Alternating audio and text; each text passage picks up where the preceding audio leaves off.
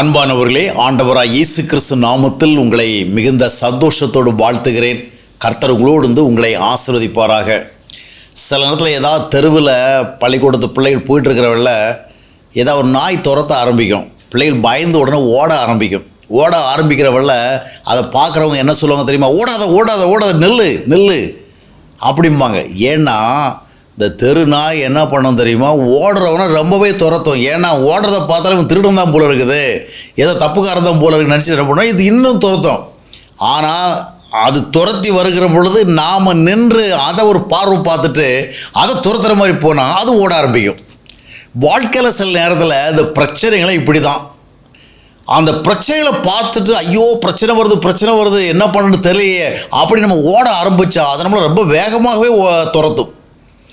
பிரச்சனைகள் பார்த்திங்கன்னா நாம் அதுக்கு பயந்து கலங்கி ஐயோ என்னாக போகுதோ எதாக போகுதோ, இது எனக்கு என்ன மாதிரி விளைவை ஏற்படுத்த போகுதோ ஒன்றும் தெரியலையே அப்படிங்கிற ஒரு பதட்டம் அடைந்து இருக்கும் பொழுது அது நம்மை ரொம்ப வேகமாக தாக்க ஆரம்பிக்கும். பிரச்சனைகள் உண்மையில் நிகழாமலே பிரச்சனைகளை குறித்த நினைவுகளை நம்மை நிலைகுலைய செய்துவிடும்.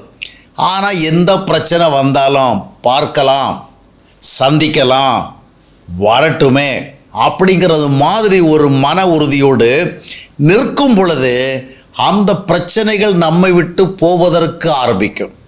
இல்லைன்னா அந்த பிரச்சனைகள் நம்மை பாதிப்பது நின்றுவிடும். நெகேமியாவுடைய புத்தகத்தை நீங்கள் வாசித்து பார்க்கும் பொழுது ஒரு நல்ல காரியத்தை செய்ய போன வேளையில் அதற்கு எதிர்ப்பு வந்தது. சன்பல்லாத்து, தொபியா அந்த மாதிரி ஆட்களெல்லாம் சேர்ந்து உன்னை கட்ட விட மாட்டோம், நீ மதில் கட்ட வந்திருக்க, மறுபடியும் என்னென்ன பண்ண வந்திருக்க, வி ஒன்ட் அலவ் அப்படி நிறைய அப்போசிஷன். அதை பார்த்தாச்சுன்னா சாதாரணமாக சரி நமக்கு இந்த சூழல் உண்மை பண்ண முடியாது, போயிடுவோம், நிறுத்திடுவோம் அப்படி தான் சிந்திக்க தோன்றும். அப்படி நெகைமே நிறுத்தி இருந்தால் நல்லாவே துரத்தி இருப்பாங்க, ஓட விரட்டி இருப்பாங்க.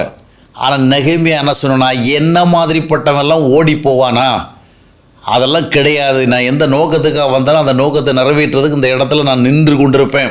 எனக்கு ஆண்டவர் துணை இருப்பார், நான் ஓட வேண்டிய தேவையில்லை, திரும்பி போக வேண்டிய தேவையில்லை அப்படிங்கிறது மாதிரி அவன் விசுவாசத்தோடு நின்ற பொழுது கச்சிதமாக கட்டி முடிக்க முடிந்தது. சன்பல்லா தொபியா அவன் எல்லாரும் வந்தாலும் கூட கடைசியில் ஆண்டவர் கச்சிதமாக அந்த காரியங்களை செய்து முடிக்க உதவி செய்தார். வாழ்க்கையில் அருமையானவர்களே, பிரச்சனைகள் ஏதாவது வரத்தான் செய்யும், சோதனைகள் வரத்தான் செய்யும். அதை நாம் மேற்கொள்ளணும். முதலாவது நம்ம விசுவாசத்தில் நிற்க வேண்டும். விசுவாசம் நிற்கணும்னா நம்ம மனசில் மட்டும் தைரியத்தை வரவழைக்கிறதா இல்லை.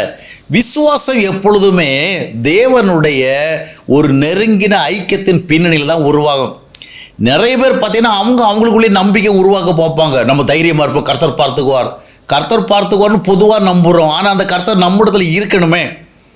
அதனால் ஆண்டவர் நம்மோடு இருக்கிறத நம்ம முதலாவது கன்ஃபார்ம் பண்ணணும். கர்த்தரை நம்முடைய வாழ்விலை பெற்றுக்கொண்டு ஆண்டவரோடு இருக்கிற நிச்சயத்தை பெற்றுவிட்டால் நாம் எந்த பிரச்சனை சோதனை கண்டு ஓட தேவையில்லை. ஆண்டவர் நம்மோடு இருக்கிறான்று அவரை உறுதியாக பற்றி கொண்டு உறுதியாக நிற்கணும். அப்போ அந்த பிரச்சனை ஓட ஆரம்பிக்கும், இல்லைன்னா நம்மை தாக்குவதை நிறுத்தும்.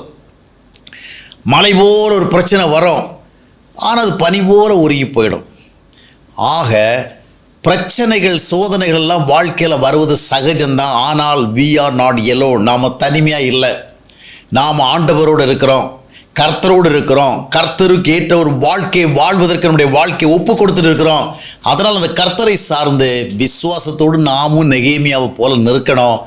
எதிர்ப்புகள் பிரச்சனைகள் எல்லாம் நாம் பின்னோக்கி ஓடுவதற்கு வருகிறது இது எண்ணக்கூடாது. உறுதியாக சிலவற்றை சந்தித்து சவாலை சந்தித்து வெற்றியோடு நின்று சாட்சியாக வாழ்வதற்கு அது வருகிறது என்று எண்ணிக்கொண்டு தைரியமாக நிற்க வேண்டும். கர்த்தர் நமக்கு உதவி செய்வார், விசுவாசத்தில் இழைத்திருக்க உதவி செய்வார். பிரச்சனைகள் எல்லாம் வருகிற பொழுது அவைகளை மேற்கொண்டு தொடர்ந்து செல்வதற்கு ஆண்டவர் நமக்கு வழிகாட்டுவார். தைரியத்தோடு இருப்போம், நம்பிக்கையோடு இருப்போம். கர்த்தர் நம்மை நடத்துவார், ஆசீர்வதிப்பார்.